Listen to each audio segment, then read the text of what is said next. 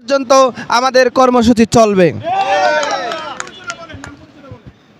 আমি যুগ্ম সদস্য সচিব, জাতীয়করণ প্রত্যাশী জোট। আপনারা জানেন এমপিওভুক্ত শিক্ষক জাতীয়করণ প্রত্যাশী জোট কর্তৃক আয়োজিত আজকের চতুর্থ দিনের সমাবেশ। আপনারা জানেন দীর্ঘদিন যাবৎ আমাদের এমপিওভুক্ত শিক্ষক কর্মচারী যারা আছেন আমরা বিভিন্ন সমস্যায় জর্জরিত।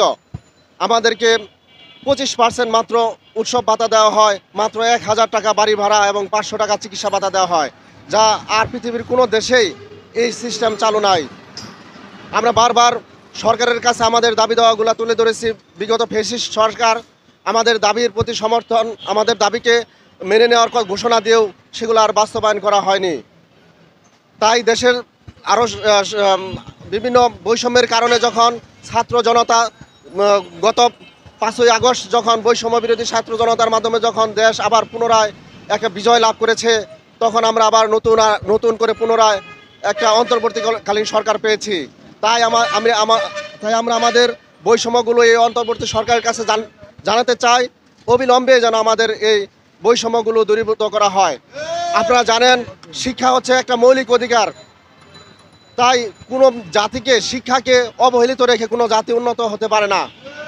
আজ আমরা তো সেই গাড়ি ঘোড়া চাই না, আমরা তো সেই এসির বাতাস চাই না, আমরা শুধু দুমুঠো ডাল ভাতের জন্য আমাদের ন্যায্য অধিকারগুলো চাই। আমাদের ন্যায্য অধিকারগুলোর যেন সরকারের যারা কর্তা ব্যক্তি আছেন তারা যেন আমাদের এই ন্যায্য অধিকারগুলো মেনে নেয় এবং আমাদের শিক্ষাটাকে জাতীয়করণের জন্য ব্যবস্থা করেন।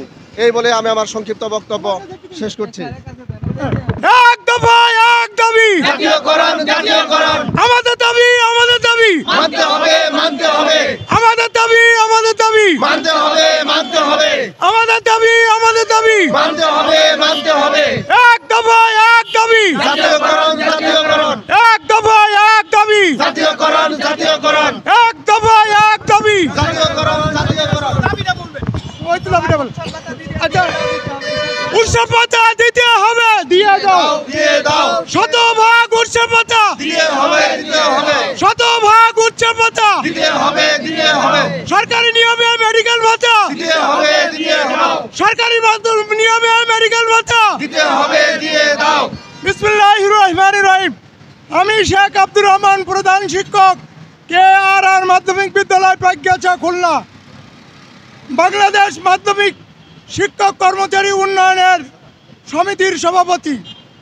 আমি শুধু একটি কথাই বলতে চাই, বাংলাদেশ সরকারের কাছে আমাদের নেতৃবৃন্দ কয়েকবার হিসাব পৌঁছিয়ে দিয়েছে। সেটা হচ্ছে আপনারা আমাদের স্কুলের ইনকাম আপনার কোষাগারে জমা নিন এবং আপনি আমাদেরকে জাতীয়করণ করে দিন।